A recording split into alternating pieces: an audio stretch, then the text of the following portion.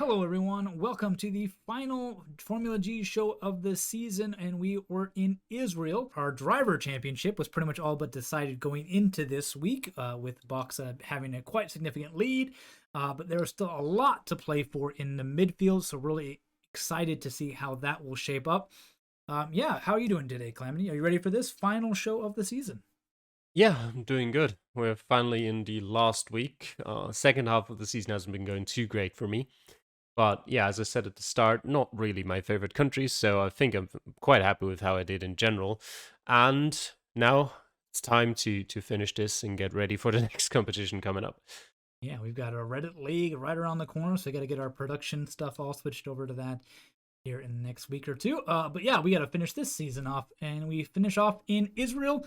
Here are our feature race locations, a good variety scattered throughout the country, as we'll talk about these. Round one saw us off the coast of the Sea of Galilee, not too far from the 77.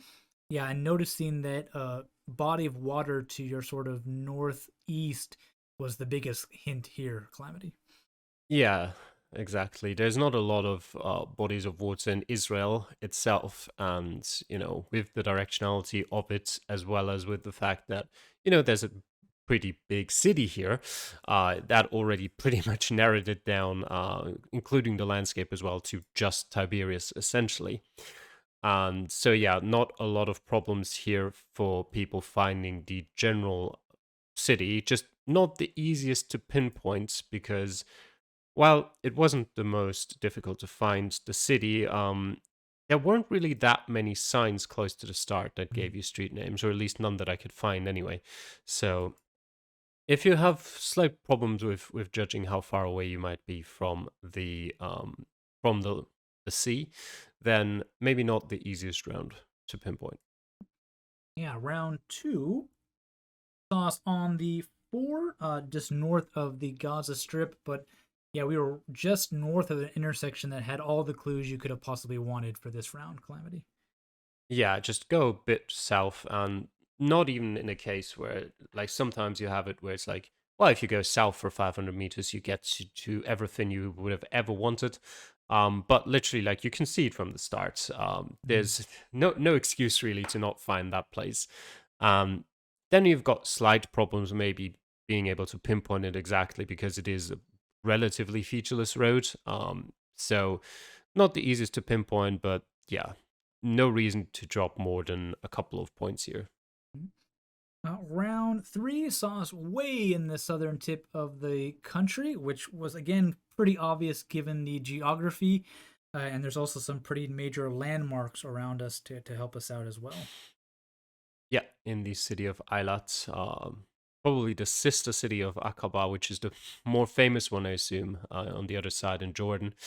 And yeah, you again, you can see a body of water to your southeast, which again narrows it down quite a lot. You've got a pretty distinct landscape here as well, so no problems here. And this one was even easy to pinpoint as well. Mm-hmm. Yeah, round four was perhaps the trickiest of the rounds that we had. We were in the very far north of the country, so all the way up there, off of the 88, but we were really tucked kind of in between villages. There were some buildings around, but just pretty rough in terms of just figuring out where you were. Nothing was really labeled very well, and if it was, only in Hebrew, so not too helpful for our most of our drivers at least. Yeah, off the 89 actually. Oh, sorry. But yeah, at least the one positive thing was that you started in an area that was sort of a dead end, so at Mm. least you could only go the right way. You can still probably make a wrong decision on where to go after that, but at least from the start, you probably can't go too wrong. But yeah, you really would have wanted to make your way to the main highway because otherwise, you probably would have been struggling a lot to find any decent information on where you might be other than, landscape wise, the general north center of the country. Mhm. Yeah, we were off the 8833, so that's why I thought it was the 88 because the numbering system, but it didn't quite pan out that way. We're on the 89. We did have some small town names, so if you looked up to the northern part of the country, you could probably within that 4 minute time find that to begin with. So we had plenty of drivers do quite well, but again, it was probably the trickiest by far. And then finally, round five was another very noticeable location. We were in the West Bank. Just the housing developments, I guess, was what gave it away here, Calamity. Yeah, partially, as well as landscape too, a bit. And you said at the start we had a very diverse seed in terms of where we were in the country, but that's the fifth city location, so not very diverse in terms of that. But yeah, either direction here would have probably given you enough information to make you able to tell whereabouts you are. And then again, pinpointing wise, a bit of a long, it's not even that long, but a semi long straight road Mm. with no reference point directly next to you. So, not the easiest to pinpoint exactly, but also not too many points lost there in general. Yeah. Now we'll take a look at the standings for everybody, and you'll notice that with five urban locations, or sort of urban locations, the points were quite easy to come by. I think we were a bit scared going into this one how bad Israel might be, but it turned out to be quite nice. Boxa, of course, the only one able to perfect it. Jack, ES, and Orpheus just off the mark there. Unfortunate for them. Pluki and Solar Sensei not too far off as well, rounding out that top five. Yeah, Calamity, you just outside of the points there, but you needed to be over 24/7 to be in those points. Shumi there sneaking in. He's had a pretty good end of the season for him. And everybody else kind of drops off quite quickly in the second half of the field. Yeah, you mentioned Shumi, Solar Sensei as well, having a good end to the Mhm. season after both of them had been struggling in the first half, kind of the opposite of me. Um, Other than that, yeah, Jack with a great podium. He as well has been struggling a bit in the second half of the season, but that podium at least makes it not so bad. And other than that, we see most of the favorites up top, except for probably Moist Flubber, getting at least a few points. Not too bad. Well, to the sprint race in Tel Aviv, the very interesting shaped city, at least officially. Our five locations are randomized for all the drivers, but they are the same. This is the order that Calamity had them in. So let's go through them. Round one, we were kind of just west of that big kind of 13 intersection. The 20s, you zoom in, it actually changes numbers. So I'm not really sure. Oh, that's the interchange number. Sorry with that. But yeah, not too far from a stadium if you manage to find that. But yeah, Yeah, what are you looking at there? The 20 is the road number, and the yeah, 20 is 13 a is round the number. number for Yeah. the interchange. Yeah. My whole strategy for Tel Aviv in general was just get to a big road, find the name of the road, and then look for Mhm. it. Um, so in this case, I think I went west and then looked for Yigal Alon streets, and with the big stadium there as well, kind of a good point of reference. Although I doubt you could have read the name of it anywhere that close by, at least in Latin alphabet. But not too difficult, I think. In general, the street stands out quite a bit. You don't have to zoom in that far, and as we said, the stadium as well makes you, maybe if you wouldn't be 100% sure just off of the stadium being there, but it makes it so that that's a point where you might start looking if you zoom into it. Like, yeah, there is a stadium there, could be that one. And then you'd see the street name and you'd be like, yeah, okay. Round two saw us in a bit of a northern expansion to the city, a new development. At least the buildings looked quite nice in the northern part of the city. Again, just off of that 20. Yeah, and again, I just went west, found Pinkas Rosen Street, and found it on the map. That's as easy as it can be. Not too bad at all. Round three was our beach location. We were right on the beach. Again, you could probably move around a bit, find a few points of interest, and just scan that coastline for the actual location. Yeah, it being on the coast already narrows it down a lot for you. The coastline is still pretty long, but you've got the road direction as well. Mhm. And then actually, I was looking for a few POIs there at the start, and I couldn't really find any that were visible. So I just ended up going with street names after all, anyway. And that made it not too difficult to find the right point. Yeah, round four saw us a bit further south and some more suburbs developments. A couple big roads in the area, though. It shouldn't have been too tricky to pinpoint that one. And you say that, but To me, that one was the one. Funnily enough, because you Mm, look at the map and you see how far outside round two is. mm. That was for me the one where I spawned in and I was like, okay, this got to be some like far out suburb because it Ah, looked like so poor compared to like the center of Tel Aviv. And so I was going around a bit, and then I went west and I found a street which was called Yerushalayim Boulevard. And I was looking for that and I just couldn't find it. And time was over. And well, it turns out on the map it's called Jerusalem Boulevard. So yeah, ah. unfortunate. Yeah, I've got some. You mentioned that this was a bit of an issue, but looking at it again, the intersection that I ran to had all the names quite correct. So I guess if you would have gone east, the roads were properly labeled. Unfortunately for you, though, the western road was not as nicely labeled for that one. Although Yeah. the Eastern Road isn't Jerusalem Boulevard. So yeah, that's a bit tough. But yeah, you could really see the difference between the northern kind of new development of Tel Aviv versus kind of the older southern areas, and just the quality of the buildings for there. Mm, Mhm. And then round five saw us. I don't know. I would say pretty close to downtown. We weren't too far from City Hall and Robin Square. Also, a pretty major medical center not too far away as well. yeah, and again, standard tactic on West, found the street and then found it on the map. Again, Shlomo Ibn Gabirol Street, one that stands out relatively soon if you start zooming onto sort of the city center. And yeah, it was pretty clear from how it looked that we were probably not too far away from there. Yeah, well, for our sprint race results, we did have two drivers, and believe it or not, it was not Boxa. Carp and Xander won perfecting, separated by only a meter overall. So the Americans having a really good time in Tel Aviv.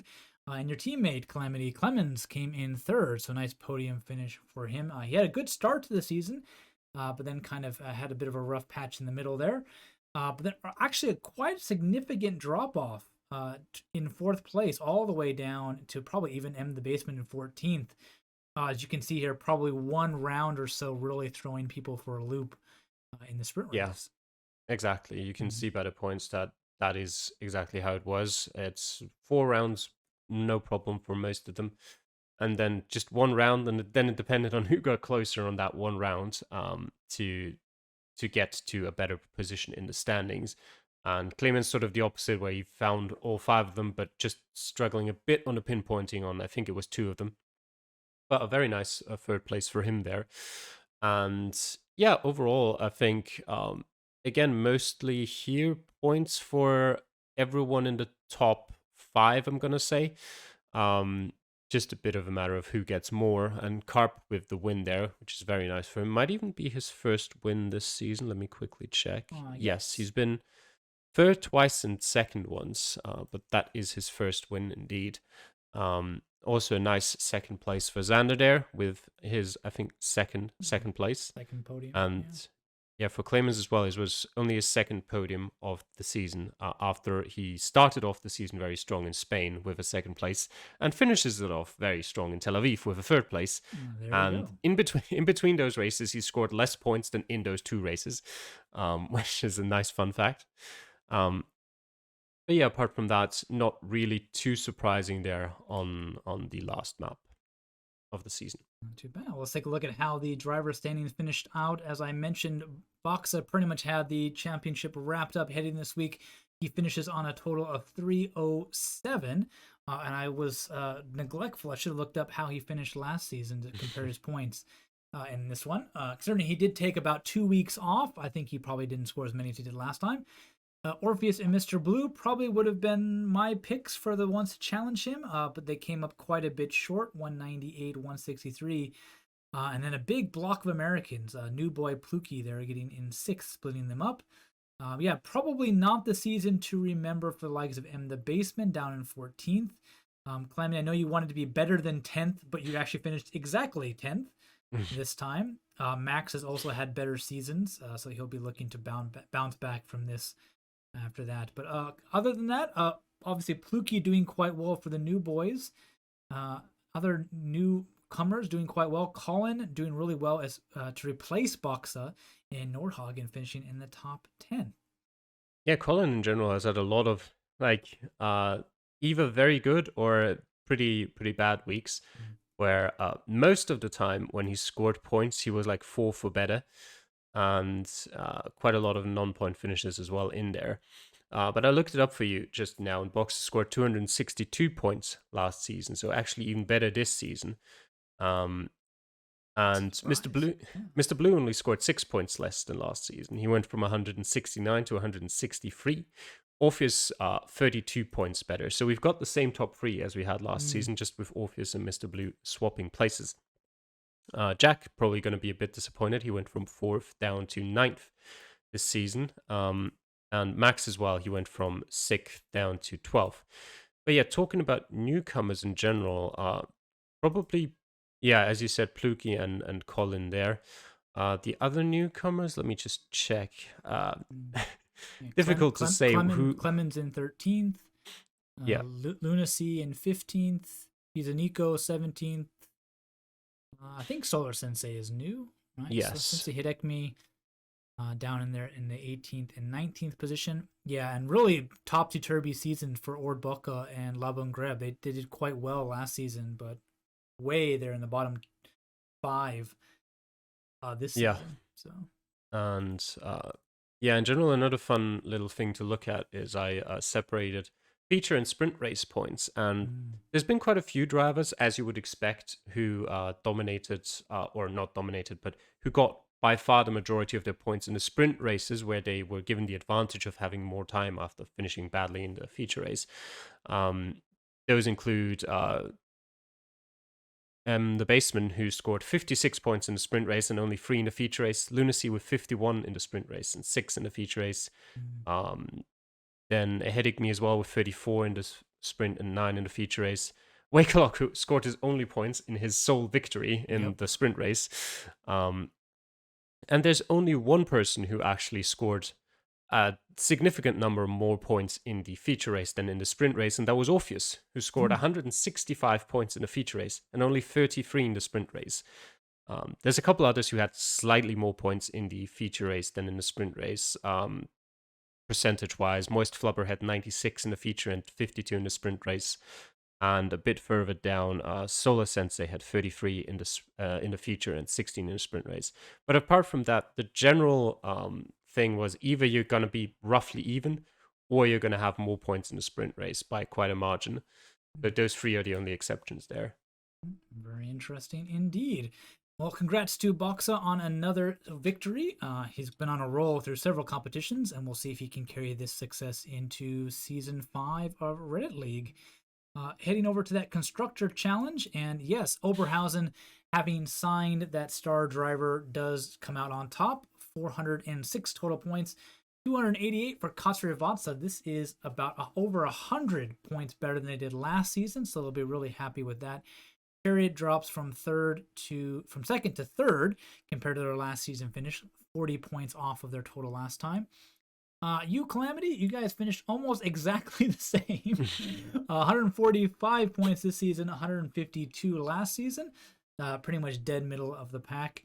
But the big change here is that last season the lowest team was Octane with 73 points, and it almost was like that this time. Cape 72, but Lancaster only managing 26. So a huge drop off from them. I think that mostly has to do with the retirement of Simi in the offseason. Yeah, but actually Simi wasn't even the one who scored many points for Lancaster last season. It was Wakelock who scored 52 with Simi only on 22. But yeah, they only had 2 points finishers in the whole season. Wakelock with his win, and then M. Wickholm scored 1 point in, let me quickly look at that, in the Podgorica sprint race. So those were the only 2 points finishers for Lancaster Racing this season. So they're hopefully going to perform a bit better next season. But yeah, Bamberg made it close for 6th place at the end there. They actually got the most points out of any team in Israel, but thankfully to Clemens' 3rd place in Tel Aviv, we managed to just stay ahead while they picked up no points in the city there. Yeah, apart from that, I think team standings are mostly as you would have expected them. I don't know, maybe some teams you might have expected a little bit more from, some that maybe surprised a bit, but overall, roughly what you'd expect. And yeah, to the end, Oberhausen, of course, dominant again, but actually scored less points than last season. Yeah. And yeah, behind that, pretty close between second to fourth, and then essentially fifth to eighth, I guess. And then we've got Lancaster at the bottom. Yeah, what's really surprising is the spread of points is almost consistent. Like around 400 something for the high end or 70 for the Mm-hmm. low end, except for the kind of anomaly in Lancaster. The middle of the pack is about 150, 160. That's consistent with what it was last season. Mm-hmm. So yeah, we got a pretty, the points as we award them seem to divvy up quite well as well with the drafting system of how the drivers work out. Yeah, I think two surprises for me is Nordhagen, who managed to do quite well despite losing Boxa. Colin really pulling his weight there. And you in FGT, in the sense that I thought you would have had to carry your team more. You carried your team quite a bit last season to almost identical place finish. But Colin really, not Colin, Payments. Clemens, there we go, pulled his own weight, earning quite a few points and really helping you keep that kind of mid-table position. So where you finished wasn't a surprise, but how you finished was definitely something I wasn't expecting from him in this one. Yeah, so we'll see how drivers shape up, who will come back, who will get re-signed, who will get dropped. And speaking of that, Formula G2 had a small little mini competition going on this season. In Israel, Renata, of course, with a very dominant performance, really staking her claim to a seat in Formula G next season. Ankepe and Ankau following the overall standing as they round out. And yeah, given how the points we awarded the same as Formula G, but there were fewer drivers, the points are all kind of crammed there at the top. But yeah, definitely looking forward to seeing Renata join Formula G. How about Ankau or Ankempe? What do you think about one of those two as a replacement driver possibilities next season? That's an interesting one because I think of Anko that he can be very good if it's a country that really suits him. Mm. But if it's not, then he's not going to pick up any points at all. So I think it'll really depend on the countries that get picked for next season. I don't know, maybe if him having a guaranteed spot will make him practice a bit for some of the events. But yeah, that's kind of what I'm thinking is going to happen with him. So if we pick like something like, I don't know, Japan, Malaysia, or something thereabouts, then he might be good for a couple points here or there. But other than that, I'm not expecting too much from him. Amkampa was a bit anonymous to me, I want to say, in the Formula G2 races, where he's always been okay. Like, he's not had too many terrible performances, but he also hasn't really stood out in any of the races, at least in my memory. So I'm expecting him to be sort of on a similar level, maybe to Wakerlock in a sense. Sort of that where, he might be struggling with finishing not too bad in a lot of races, but struggling to really get into those top 10 to pick up many points. So he's someone I'd figure would probably end up like 14th to 17th most of the time, and may have to hope for sprint races to really make up those points. And then, yeah, Renata probably going to be a very good addition to any team that gets her. Probably, I would expect her to finish around, well, if she performs as well as she did in Formula G2 this season, around 10th to 13th, 14th, maybe in the overall standings. Maybe she can do even better. I don't know. We'll have to see. We'll have to see indeed. Well, good luck to those drivers. Hopefully they'll be picked up in the offseason by one of those teams. Yeah, so we will be back with another season, season 4. We have quite a few other competitions going on between now and I think almost winter. So it could be a while before we see another season, but don't worry, we will be back with this competition. And if you want to make sure to watch that, hit that subscribe button so you don't miss out. Since it's over, though, we've got plenty else coming your way. We've got Reddit League Season 5 coming up. We've got the Major, our first world ranking-based tournament coming up. We've also got the playoffs of the Map Battle League. If we can get Mr. Blue and Carp to start making a few videos again. They've been on vacation, so there's been a bit of an absence, but still looking forward to the finishing of that competition. So stay tuned for those videos. Yeah, lots to check out. So definitely hit that subscribe button so you don't miss out on any of it.